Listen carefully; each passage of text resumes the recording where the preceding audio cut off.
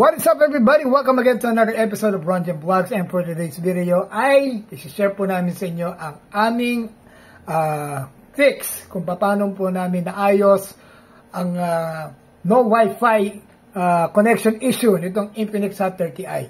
So yung nga po, doon nga po sa product page nito, doon sa Shopee ay marami pong comments doon na nagsasabi na wala raw sila o hindi raw sila makakonect sa Wi-Fi nila dito nga sa unit na ito.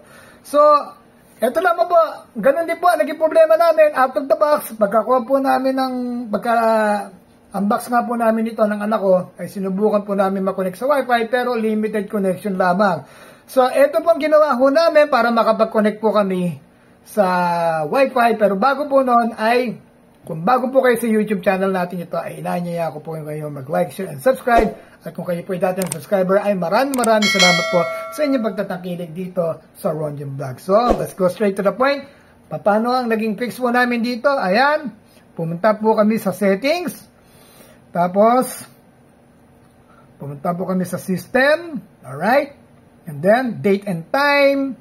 Okay, so make sure na yan, itap niyo po yung auto set and time na iyan.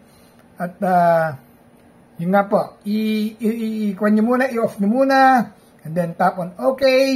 Alright. Tapos, i-set niyo manually ang date and time sa inyo by clicking date and time. Okay, so, yan. Kaya niyan, date. In our case dito, at the time of this recording, o mas maaga pa nga po pala rito, ay nasa December 2, 2023.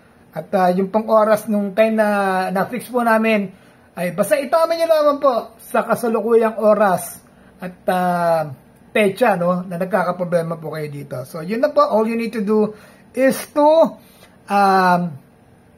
manually set your date and time. Okay?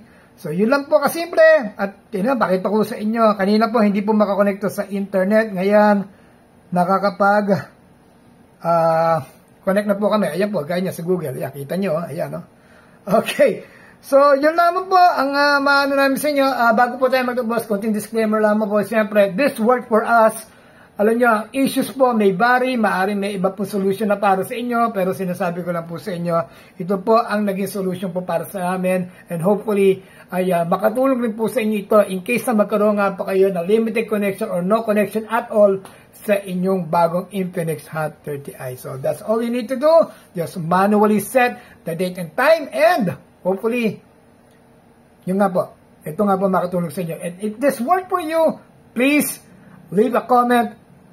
Okay, please leave a comment in the comment section telling us that this worked for you. Okay, so yun na lamang po muna. Maraming salamat po muli, and I will see you on our next video. Okay, so you all take care now, and God bless.